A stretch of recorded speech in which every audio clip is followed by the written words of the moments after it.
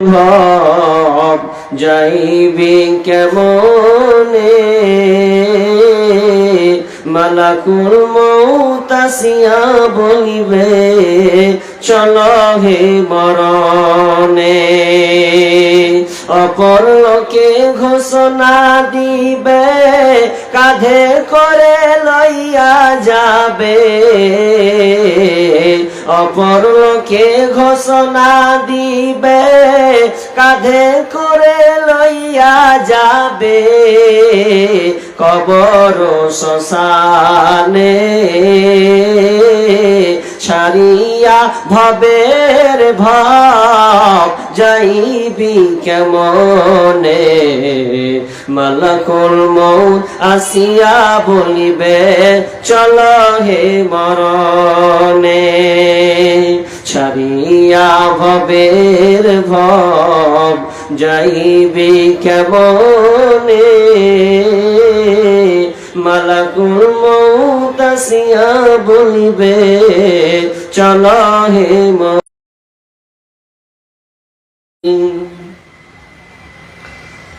উপস্থিত সম্মানীয় সুযোগ ও আজকের এই জলসার স্বনামধন্য সভাপতি, মঞ্চে উপবিষ্ট ওলামায়ে ইকরাম, দূর দূরান্ত থেকে আগত সম্মানীয় অতিথিবৃন্দ, আমার সম্মুখে বসে থাকা ছোট বড় দিনদার ইমানদার মুমিন ভাই সকল, এবং প্রজেক্টের মাধ্যমে দেখনেওয়ালি সম্মানিতা মা ও বোনেরা, প্রথমে সেই মহান মুনিবের দরবারে প্রশংসা করি যে মহান মুনিব আমাদেরকে এক ঈদগাহ ময়দান, নাকি ঈদগাহ উদ্দেশ্য তো নাকি, হ্যাঁ, যেখানে আমরা বছরে দুইবার খুশি আনন্দ করি, আল্লাহকে সন্তুষ্টির জন্য সালাত আদায় করি। একটা হচ্ছে ঈদুল ফিতর আর একটা হচ্ছে ঈদুল আজহা, যেটা আনন্দের দিন। আর আনন্দ করতে গেলে একসাথে মিলে একটা মাঠ, একটা ময়দান করতে হবে। সেই উদ্দেশ্যে যে মহান মুনিব আমাদেরকে কিছু কোরআন এবং হাদিসের আলোচনা এবং আমলের উদ্দেশ্যে যিনি আমাদেরকে বসিয়েছেন, সেই মহান মুনিবের দরবারে আমরা একটু প্রশংসা করি, একটু অন্তর থেকে সবাই এই রজনীতে আল্লাহকে ডাকেন, আল্লাহর প্রশংসা করেন, বলেন আলহামদুলিল্লাহ। যত মন দিয়ে চাইছি ওটা হয়নি। আমি বললাম যে যতজন আছেন একটু আওয়াজ দিয়ে একটু আল্লাহর প্রশংসা করেন, এতে কোনো আপনার লস নাই, আপনার 1 টাকা নষ্ট হবে না, বরং আপনি আল্লাহর প্রশংসা করবেন তো আল্লাহ আপনার নিকিল লিখে রাখবেন। বরঞ্চ সুবহানাল্লাহ আলহামদুলিল্লাহ পড়লে আসমান নেকিতে ভরপুর হয়ে যায় শুধু আপনার জবানে বলার কারণে, কিন্তু আমরা এগুলো থেকে খুবই দুর্বলতা প্রকাশ করি। অন্তত আমার এই মুসাফির মানুষ হিসাবে, নগণ্য হিসাবে, ছোট মানুষ হিসাবে আমরা সবাই আল্লাহ সুবহানাহু ওয়া তাআলার একটু প্রশংসা করি, সবাই বলেন আলহামদুলিল্লাহ। অতঃপর শান্তি বর্ষিত হোক সকল নবীদের উপর, বিশেষ করে আমাদের শেষ নবী জনাবে মুহাম্মদুর রাসূলুল্লাহ, আমরা সকলে বলি সাল্লাল্লাহু আলাইহি ওয়াসাল্লাম। সম্মানিত দিনী ভাই সকল, আমি বিষয় কেন্দ্রিক আলোচনা করি, হয়তো অনেকের জানা নাই, তবে একটু দুঃখ লাগছে বা আমি দুঃখ প্রকাশ করছি। বলতে শরীর ফিরত, আপনি একটা মানুষকে পাবেন না যে ও বলবে না আমি এ বিষয় মানি না, ওর দ্বারা সম্ভব নয়। 100 কোটি মানুষকে বিশ্বাস করতেই হবে, ওকে মানতে বাধ্য হবে। ও যদি বলে মানবো না, তবুও ওকে ওই কাতারে পড়তে হবে যার নাম মওত। পৃথিবীতে অনেক নাস্তিক আছে, দেখবেন সোশ্যাল মিডিয়াতে ব্রাদার রাহুলের সঙ্গে অনেক ডিবেট হয়েছে, কিন্তু যত নাস্তিক আছে বেশিরভাগ বড় বড় নাস্তিক মুফাজ্জল হোসেন, আর সবের মুসলমানের ঘরে জন্ম। আসিফ মহিউদ্দিন বা আসিফ, এও মুসলমানের ঘরে জন্ম। যতগুলো নাস্তিক আছে, এই নাস্তিকরা অনেক ইসলামের বিষয় নিয়ে ডিবেট করেছেন, কারণ মানুষ মুসলমানকে খণ্ডিত করার জন্যে, ইমানকে নষ্ট করার জন্যে। কিন্তু এই মামুর বেটারাকে দেখবেন না কোনোদিন যে মৃত্যু নিয়ে এরা কোনোদিন আলোচনা করেছে, কারণ জানি মৃত্যু তো বাস্তব, একে নিয়ে কোনো মুখ খোলার কোনো প্রয়োজন নাই। মত এমন একটা সাবজেক্ট, এমন একটা বিষয় যে মত সকলকেই ধরবে। মত এটা একটা পর্দা। পর্দা মানে পর্দা অনেক রকম আছে, যেমন আজকে মেয়েরা আছে আপনার ডান দিকে, আমার বাম দিকে, মেয়েদেরকে ঢেকে রাখা হয়েছে। ওরা পর্দার ভিতরে আলোচনা প্রজেক্টের মাধ্যমে তারা আমাদেরকে দেখছে, আর করে দেওয়া আছে। কিন্তু মওতটা হচ্ছে একটা আর, মওত হচ্ছে একটা পর্দা। কেমন পর্দা? আপনি মরে যাবেন তো পর্দাটা কেটে যাবে, আর যখনই পর্দা কেটে যাবে তখন আপনার সঙ্গে আল্লাহর সাক্ষাৎ হবে, মোলাকাত হবে। মওত একটা খাবার বলা হয়েছে, খাদ্য বস্তু, মানে ওটা খাবার, ওটাকে সবাই খেতে হবে। পৃথিবীতে যে জন্ম নিয়েছে, যার আত্মা রয়েছে, সকলকে ওই খাবারটা ভোগ করতেই হবে। এটা এক প্রকার খাবার। মওত একটা যানবাহন।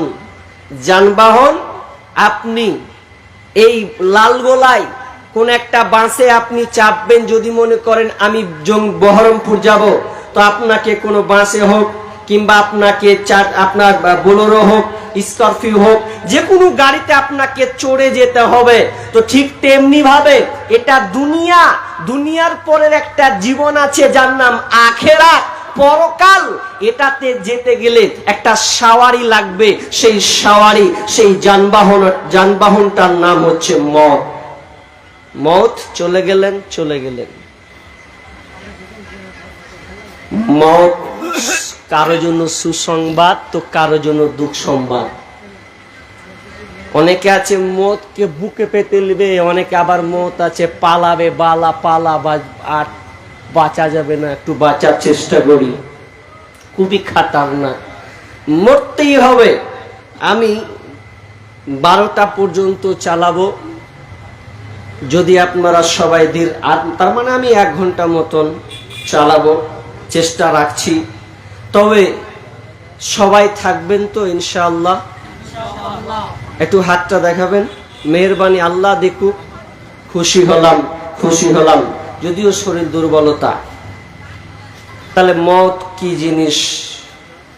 বিসমিল্লাহির রহমানির রহিম।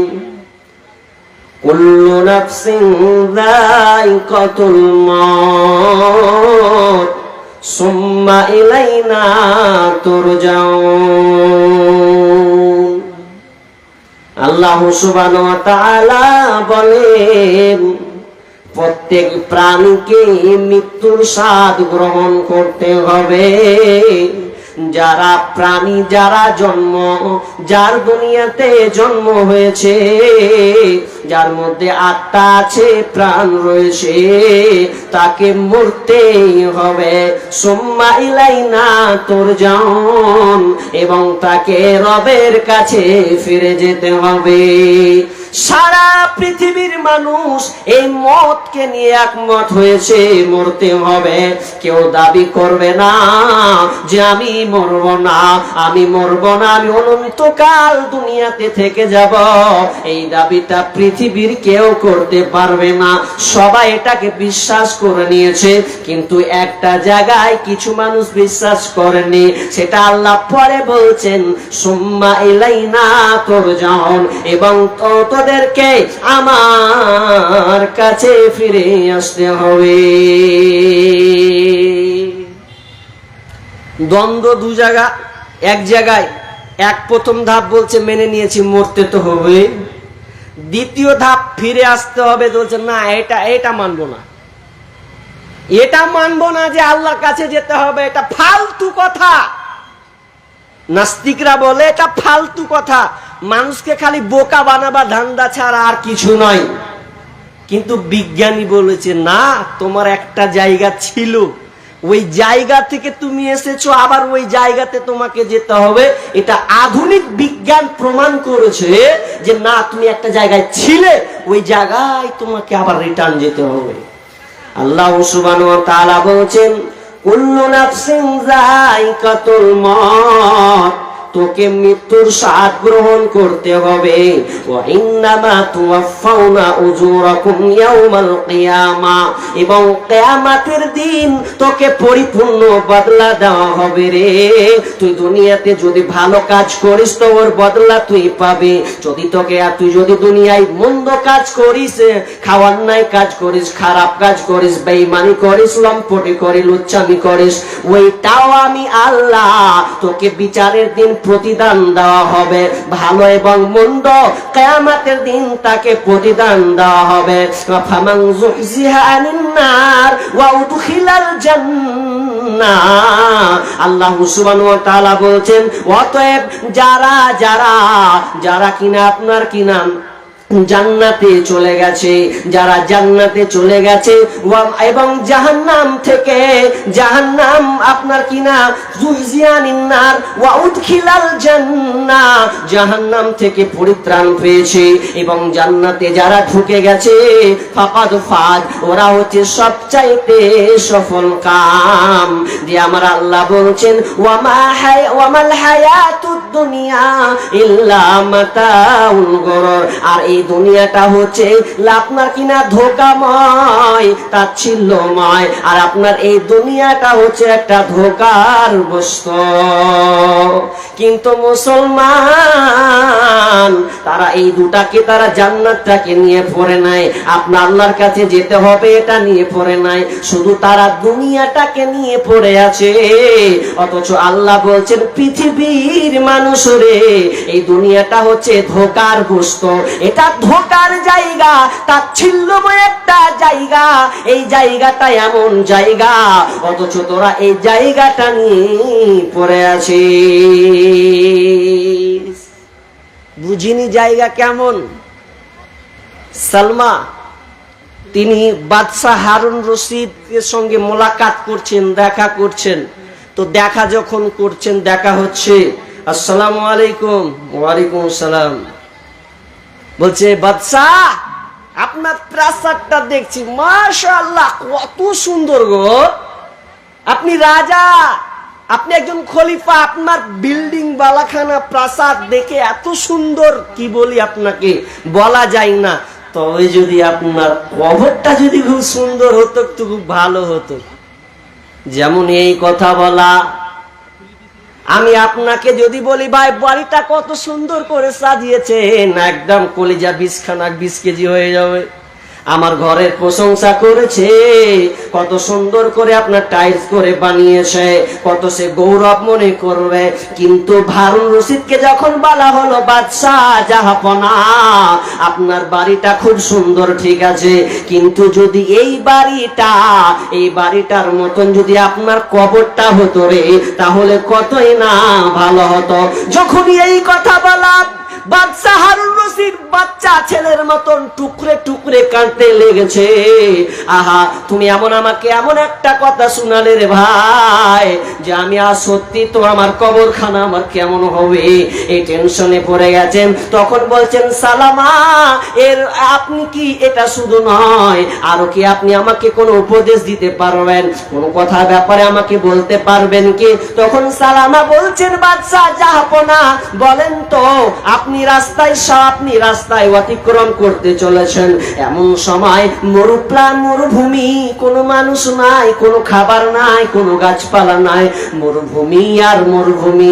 ওইখানে যদি আপনাকে তৃষ্ণা লাগে আর আপনি যদি পানি না পান, তাহলে এই পানি পাওয়া, তৃষ্ণা নিবারণ করার জন্য, এই পানি পান করার জন্য আপনি কি করবেন? বাদশা এবার উত্তর দিচ্ছে, তুমি আমাকে এমন একটা প্রশ্ন করেছো, মারাত্মক প্রশ্ন। মরুভূমি কোনো কিছু নাই, পানি দরকার, আমি মরে যাব, পানি যদি না পাই তো আমার তৃষ্ণা নিবারণ হবে না। এই জন্য আমি কি করব, এই পানিকে নেওয়ার জন্য, আমার তৃষ্ণাকে নিবারণ করার জন্য আমি এক ঢোক পানি কিনব। আর ওই এক ঢোক পানি কিনতে যদি আমার অর্ধেক প্রাসাদ বিক্রি করতে হয়, তাহলে আমি অর্ধেক প্রাসাদকে আমি বিক্রি করে দেব, এর বিনিময়ে আমি পানিটাকে ক্রয় করে নেব। এবার বলছেন বাদশা, ঠিক আছে, এবার আপনি বলেন, আপনি ওই পানিটা পান করেছেন, পানি পান করার পর এবার ওই পানিটা কিন্তু আপনার শরীর থেকে বের হচ্ছে না। এই বের না হওয়ার কারণে এর জন্য আপনি কি করবেন, কি পদক্ষেপ আপনি নেবেন বলেন? তখন বাদশা হারুন রশিদ বলছে, তাহলে আমি কি করব শুনে নাও। যদি আমার শরীর থেকে যদি পানিটা বের না হয়, পেশাব যদি না হয়, তাহলে আমি আরো অর্ধেক রাজত্ব আমি বিক্রি করে দেব। তখন সালামা বলছেন, বাদশা হারুন রশিদ আমিরুল মুমিনিন, শুনেলেন এই পৃথিবীটার মূল্য কতটা, এই পৃথিবীর দাম কতটা?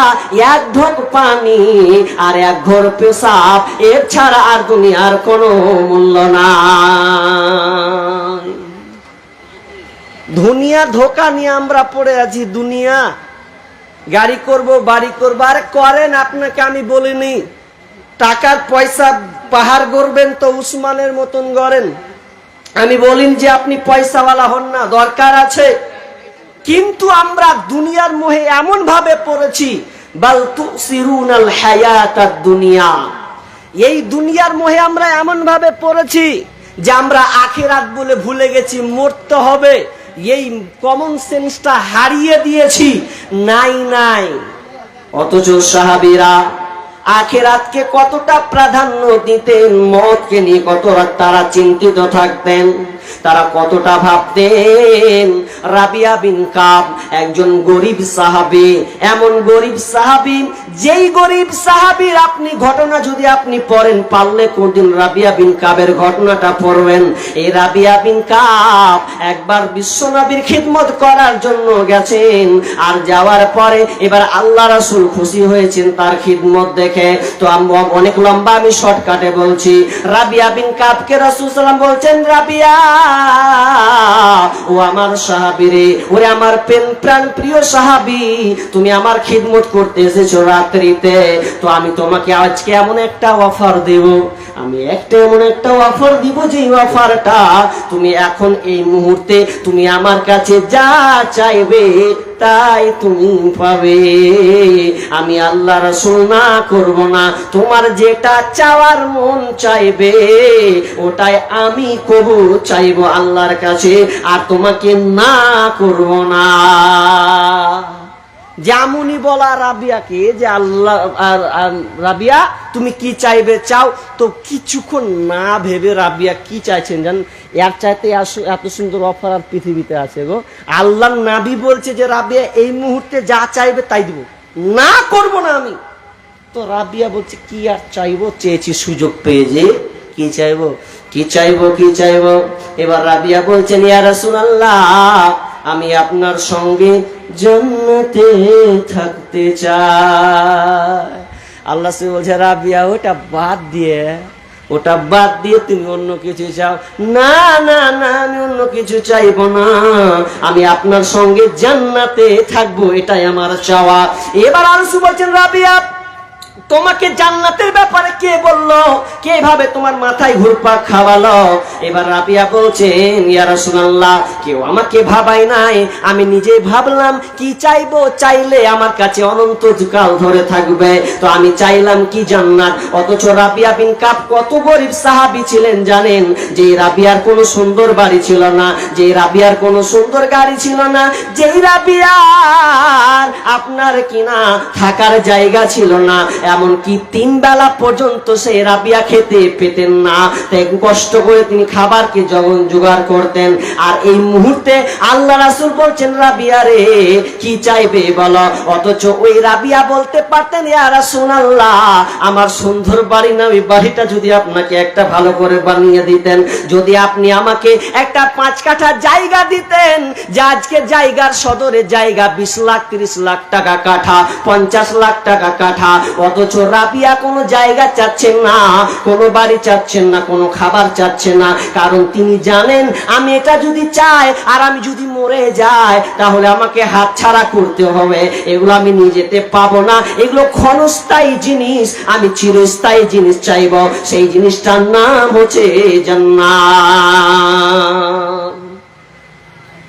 তখন আল্লাহ রাসূল একটা কথা বললেন রাবিয়াকে, যে ঠিক আছে দোয়া করব থাকবে, কিন্তু একটা শর্ত আছে, শর্তটা হচ্ছে তোমাকে বেশি বেশি করে সাজদা করতে হবে।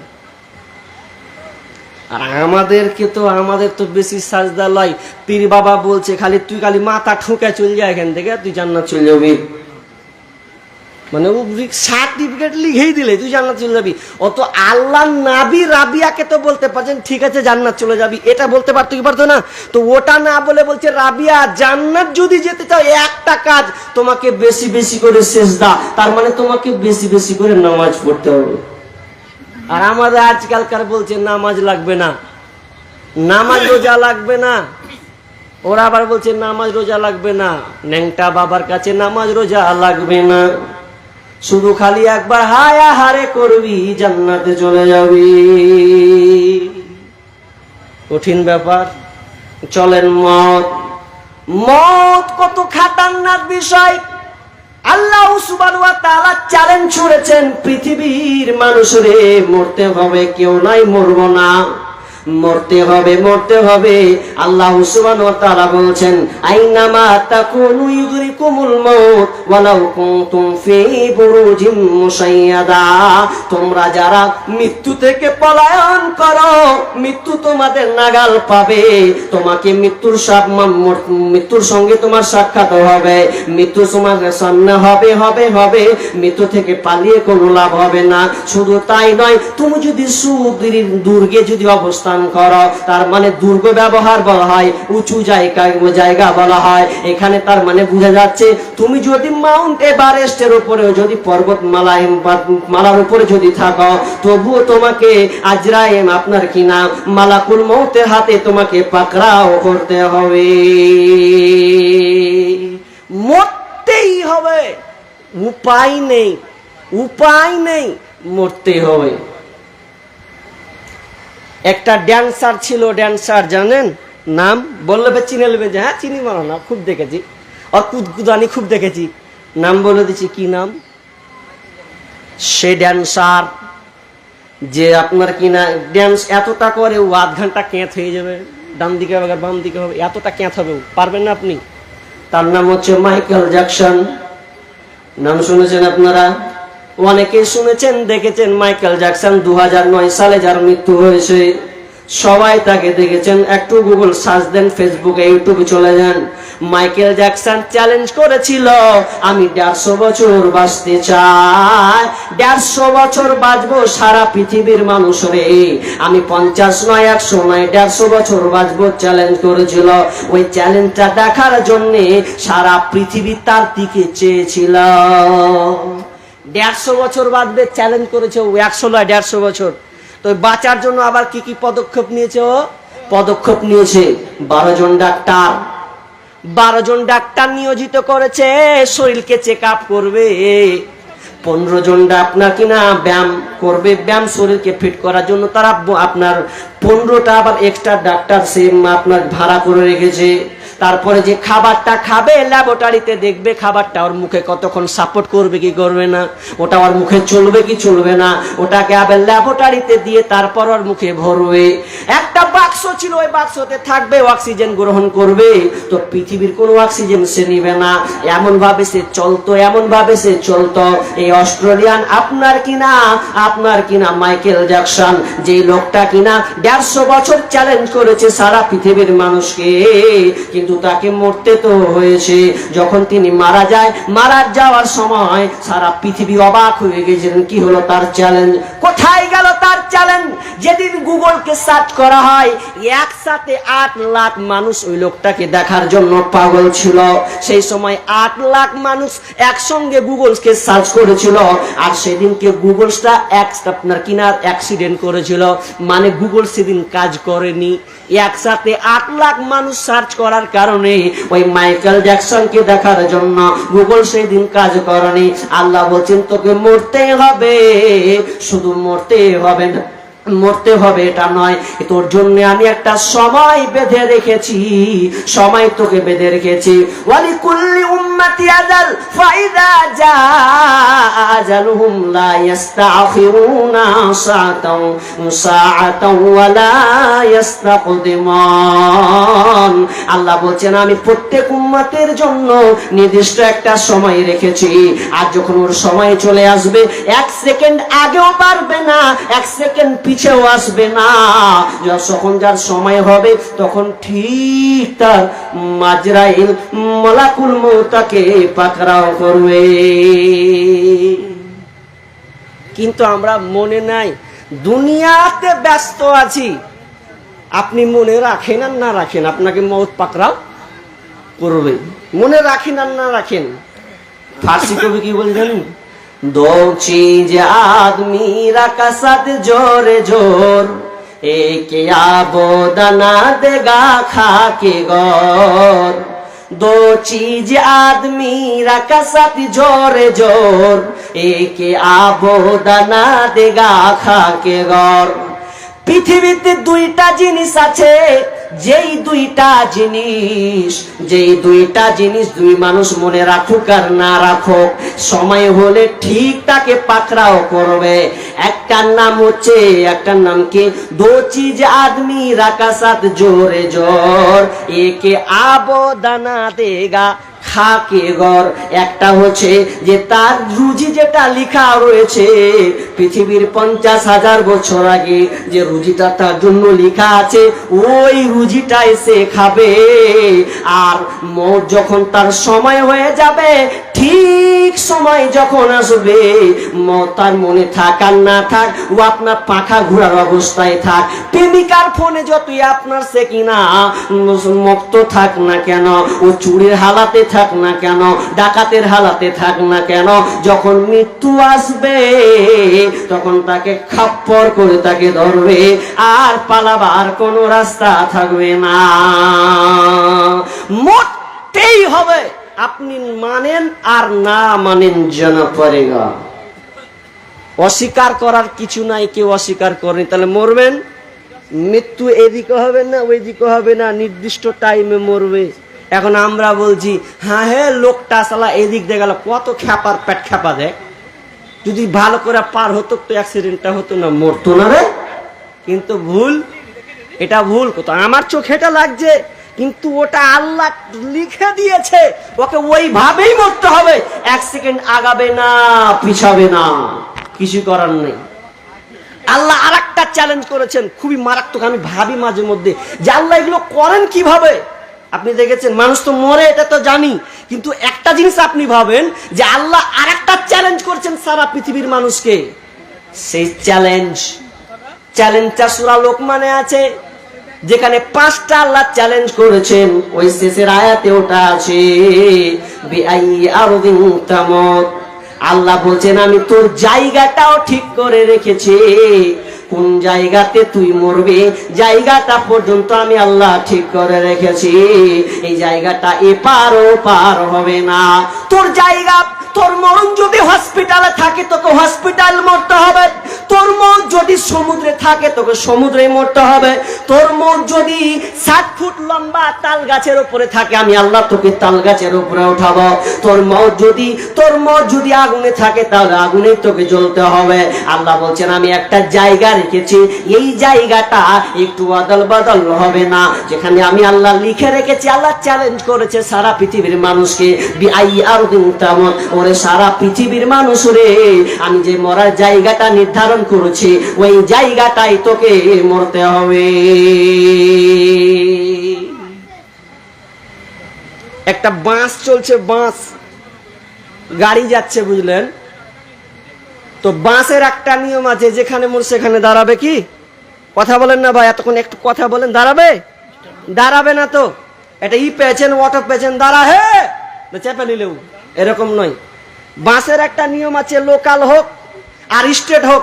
লোকাল হলে ও লোকালে দাঁড়াবে, স্টেট হলে স্টেটে, মানে স্টেটে ও দাঁড়াতে হবে বাধ্য। ওখানে যখন ও দাঁড়াচ্ছে, এবার একটা বাস যাচ্ছে, যাত্রী লোক আছে, বুঝলেন তো? এবার ভরপুর লোক, একটা মেয়ে ছেলেটাকে নিয়ে দাঁড়িয়ে আছে, বুঝলেন তো? সিট পাইনি, বেচারা দাঁড়িয়ে আছে, লোকাল বাসে আর সিট পাইনি, দাঁড়িয়ে আছে। তো আর বেটাকে পায়খানা ধরে নিয়েছে, পেটে পায়খানা, মানে যাকে বাংলা ভাষা বলি হাগু ধরেছে। একে যখন হাগা লেগেছে তখন বলছে মা গে থাকতে পারি না, হাগা লেগেছে। বেটা সাবুর কর বাঁশে আছে, এত সিট পেয়েছিনি, তারপরে তুই কুঝতে হাগা ধরেছে, তুমি নামবি খবর কর, বকিস না। আর ছোট ছেলে বড় মানুষ না হলে কই হাই উতাস করে পালাই, বাচ্চা ছেলে কি আর থামতে পারে? ও খালি মাকে খালি কুতা মারছে, মা গে খুব কত বাঁশে হেগে দেবো, এরকম করে কিছু থামতে না পেরে বাঁশে হেগে দেবো। তোর কন্ট্রাক্টটা শুনে লেগেছে, সালা বাঁশে হেগে দেবে, ব্যাপার খারাপ হয়ে যাবে। তখন কি করেছে, কন্ট্রাক্টটা বলছে ভাই নামা নামা নামা নামা, তাহলে বাঁশি হেগে দেবে, তখন সবই যাবে। তো মাঝখানে এবার লোকালে না মাঝখানে নেমেছে, তখন যখন পায়খানা লেগে তখন কন্ট্রাক্টটা করছে নামেন নামেন, বেটা গেলে নামেন। ও যারা এক শুনবো না, নামেন। তখন নামছে, নামার পরে এবার ওর বেটাকে খালি লাথে, মানে বকছে, খানিকটা বকছে, যার টাইম পালি না, আর একটু ছিল থামতে পারলি না, না আগে থামতে পারলাম না। তখন গাড়িটা যখন থেমেছে, ভালো করে দেখেন, হাসাচ্ছে, কিন্তু এখানে একটা রহস্য আছে। আমি বলেছি আল্লাহ বলছেন তোর জায়গাটা আমি ঠিক করে রেখেছি, ওইখানেই মরতে হবে। এবার বাস ড্রাইভার যখন থেমেছে, ড্রাইভার যখন থামছে, এগার কন্ট্রাক্টর বলছে চলো চলো চলো চলো, আর গাড়ি আর আগায় না, গাড়ি আর আগাচ্ছে না, বারবার বেল বাজছে, ও ড্রাইভার চলো চলো, কাজ হয়ে গেছে, কিন্তু চলে গেছে। তার মানে আমার আল্লাহ দেখেন, ওর জায়গাটা আল্লাহ ঠিক করে রেখেছেন, এপার ওপার হবে না। যদি আল্লাহ চলন্ত বেলায় তার যদি মোটরটা নিত, তাহলে প্যাসেঞ্জারে কি হতো? যদি তার মোটরটা চলন্ত হালাতে নিত রে, প্যাসেঞ্জারের সব 12টা বেজে যেত। কিন্তু আল্লাহর কারিশমা দেখেন, আল্লাহর চ্যালেঞ্জ দেখেন, ও জায়গাটা যে ঠিক করে রেখেছে। আল্লাহ বলছেন আমি তোর জন্য জায়গাটা ঠিক করে রেখেছি, যেখানে তোর মরণ আছে ওখানে তোকে মরতে হবে। আল্লাহর চ্যালেঞ্জ, মরতে হবে, কিছু করার নাই। টাইটানিক জাহাজ কে মোবাইলে দেখেছেন আপনারা? টাইটানিক জাহাজ কে কে দেখেছেন? মানে মজবুত করার জন্য একটা সবচাইতে বড় তথ্য আমি আপনাকে আজকে দিব। টাইটানিক জাহাজ কত সালে গিয়েছিল, ধ্বংস হয়েছিল? 1912 সালে। কত বললাম? 1912।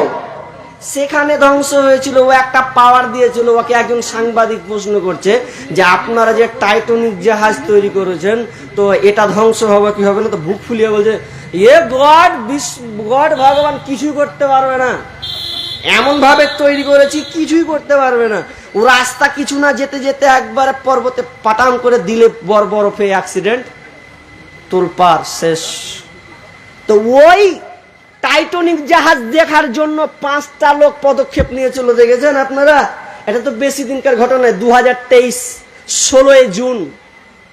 খবরটা নেবেন, সার্চ করেন, পেয়ে যাবেন। 5 জন যাত্রী, যেমন তেমন লোক লয়, একবারে যাদের ইনকাম দিনে কোটি কোটি কোটি কোটি টাকা ইনকাম, তারা টিকিট কাটবে। 5 জন যাত্রীর টিকিট কাটবে তো কোথায়?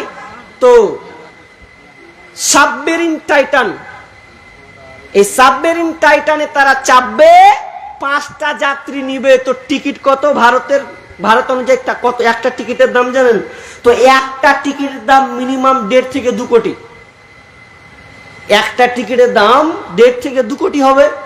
তো এই একটা টিকিট কাটার জন্য ওরা ধ্বংস দেখতে যাবে কি টাইটানিক, যে ওখানে কোথায় ধ্বংস হয়েছে সেই স্তূপ দেখার জন্য তারা যাচ্ছে 5 জন মিলে।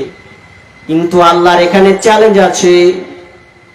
আল্লাহর কত বড় কারিশমা, সারা পৃথিবীকে চ্যালেঞ্জ করেছে, যেখানে যার জায়গার মৌতের জায়গা স্থান, ওকে ওখানে আমি নিয়ে যাব। 5 জন আপনার কিনা বড় বড়, 5 জন বড় বড় আপনার কিনা বিজনেসম্যান, তারা সেই বড় বড় বিজনেসম্যান, তারা আপনার কিনা টিকিট কেটেছে 5 জন। এই সাবমেরিন টাইটানে চেপেছে, তারা বেশিক্ষণ যেতে পারেনি, মাত্র 3000 মিটার যখন নিচে গেছে, তারা সঙ্গে সঙ্গে ধ্বংস হয়ে গেছে। তাদের আর কোনো পাত্তা পাওয়া যায়নি, খবর পাওয়া যায়নি। অথচ তারপরে আবার লিখিত দেখলাম ফেসবুকে, সেই দিনই দেখেছিলাম যে তার নিচে আবার 6000 মিটার নিচে এনিফিউনিরি নামে একটা মাছ, এক প্রকার ফিশ মাছ, যার আপনার কিনা দেখতে 4 ইঞ্চি। এই 4 ইঞ্চিওয়ালা মাছ কেমন করে প্রজনন দেয়, বাচ্চা ফোটায়, সেই মাছ 6000 মিটার নিচে থাকে। অথচ তারা 30 মিটার আপনার কিনা 3000 মিটার তার নিচে তারা যেতে পারেনি। আপনার যারা গবেষণাগার, তারা বলেছে তারা পানির চাপে তারা মারা গেছে। আল্লাহর কি কারিশমা! সামান্য 4 ইঞ্চি এক গালা মাছ আছে, তো 6000 মানে মিটার নিচে, এতটা নিচে বসবাস করে, ওদের কিছুই হয় না। আর সামনে একটা সাবমেরিন টাইটান একটা জাহাজ দিয়েছে, তো 30 বেশি লয়, 3000 মিটার গেছে, তো ফুটে শেষ হয়ে গেছে চাপে। তো আমার আল্লাহ বলছেন, আমি চ্যালেঞ্জ করে দিয়েছি, আমি জায়গাটা পর্যন্ত আল্লাহ ঠিক করেছি। তাহলে তোমাকে মরতে হবে, তোমার কোনো বাঁচার পথ নাই। আমি আল্লাহ তোমার জায়গাটা পর্যন্ত ঠিক করে রেখেছি, তোমার জায়গাটা এপার ওপার হবে না। এবং আমি আল্লাহ টাইম নির্ধারণ করে রেখেছি, তোমার 1 সেকেন্ড কম হবে না, বেশিও হবে না। কি হলো, এখনই দানের ব্যাপারে বলে দেবো? টাইম তো আছে, লোক তো আছে। চলো, আমি 12টার দিক ঘন্টা দেখেছি, শেষের দিকে ইনশাল্লাহ বলে দেবো। হ্যাঁ, আমি পকেটে রাখছি এটা। যাই হোক, তো মত এমন একটা বিষয় যে আপনার ভালোবাসার সম্পর্ক কেটে দিবে, রাখবে না। যতই আপনি যাকে ভালোবাসেন, মরে গেলেন আপনার দুনিয়ার সব সম্পর্ক শেষ হয়ে যাবে। মৌতের কত কষ্ট, আপনি মরবেন, এই মৌতের যে কত কষ্ট, একবার মৌতকে একবার কোনোদিন স্মরণ করেছেন? মৌতকে স্মরণ করুন। আল্লাহ সুবহানাহু ওয়া তাআলা বলছেন, কাইফা তাকফুরুনা বিল্লাহি ওয়া কুনতুম আমওয়াতান ফাহিয়াকুম সুম্মা ইউমীতুকুম সুম্মা ইউহয়ীকুম সুম্মা ইলাইহি তুরজাউন। আল্লাহ সুবহানাহু ওয়া তাআলা বলেন, তোমরা কিভাবে আমাকে অস্বীকার করো, কিভাবে তোমরা আমাকে অস্বীকার করো রে, অথচ তোমরা ছিলে মৃত। এটাকে তুমি একবার চিন্তা করো, স্মরণ করো, ভাবো, তুমি ছিলে আগে মৃত, এবং তারপরে আমি আল্লাহ তোমাকে মৃত্যু আপনার কিনা মৃত্যু থেকে জীবিত বানালাম। শুধু জীবিত করলাম দুনিয়াতে, রহমের পর থেকে তোমাকে বের করলাম, জীবিত করলাম। এরপরে আল্লাহ বলছেন, সুম্মা ইউহয়ীকুম সুম্মা ইলাইহি তুরজাউন। আল্লাহ বলছেন, আবার তোমাকে মারবো, আবার তোমাকে মরতে হবে, সুম্মা ইলাইহি তুরজাউন, এবং আমার কাছে তোমাদেরকে ফিরে আসতে হবে। একবার মত দিলাম, তাহলে এখানে আল্লাহ সুবহানাহু ওয়া তাআলা বলছেন, মত 2 বার, জীবিত 2 বার, মত 2 বার, জীবিত 2 বার। তোমাকে একবার মত ছিলে, দুনিয়াতে এসেছো, হায়াত দিলাম, আবার তুমি মরবে, আবার তোমাকে দাফন করা হবে, দিয়ে আমি আল্লাহ আবার তোমাকে জীবিত করব। বান্দারে, একবার স্মরণ কর তো হালাতটা কেমন ছিল। মানুষ যদি মওতকে নিয়ে চিন্তা করে, আপনাকে বলছি মওত নিয়ে যদি মানুষ চিন্তা করে, তো দুনিয়াতে যত ধরনের মানুষ আছে, ও ডাক্তার হোক, ইঞ্জিনিয়ার হোক, মাস্টার হোক, প্রফেসর হোক, উকিল হোক, যেই হোক, ও যদি বিচারক হয় তো ইনসাফ করে বিচার করবে যে আমি ভালো হয়ে বিচারটা করি। যদি ডাক্তার হয় তো ডাক্তার হলে সে ইনসাফ করে সে মানুষের চিকিৎসা করবে যে আমাকে ভালো করতেই হবে। কিন্তু আজকের ডাক্তারেরা, ভাই এখানে ডাক্তার থাকলে রাগ করিয়েন না, কিন্তু বলতে বাধ্য হচ্ছি, টেলকার্নাকির একজন খ্রিস্টান লোক, টেলকার্নাকি তিনি চ্যালেঞ্জ করে বলেছিলেন 2000 সালে, তিনি বলে গেছিলেন কলকাতার মাঠে যে পৃথিবীতে দুটা ব্যবসা যদি কেউ করতে পারে একদম তাড়াতাড়ি বড়লোক হয়ে যাবে। তার মধ্যে একটা ব্যবসার নাম, দুটা বলেছিলেন, বলে দিচ্ছি। একটা ব্যবসা হচ্ছে আপনার কিনা মেডিকেল, আর একটার নাম হচ্ছে শিক্ষা প্রতিষ্ঠান। এই দুটা ব্যবসা যদি মানুষ করে তো তাড়াতাড়ি বড়লোক হয়ে যাবে। তো হচ্ছে কি হয় না? ওর কথা কিন্তু খারাপ বলে যায়নি। আজকের প্রতিষ্ঠানগুলো ওরে সুবহানাল্লাহ খালি খ্যাস খ্যাস খ্যাস করে পোল্ট্রির মতন, পোল্ট্রি মুরগির মতন খালি ইংরেজি শিখাবে। তার টাকা ঝাড়, ইংলিশ মিডিয়াম, টাকা দিচ্ছে। আর রেস্কাওয়ালা বেটা তাও করছে আমার বেটা ইংলিশ মিডিয়ামে পড়বে। তো যা হোক খোসা খোসা দি একদম খুব টাকা ঝাড়ছে। আর এগুলো হচ্ছে মেডিকেল ওষুধ।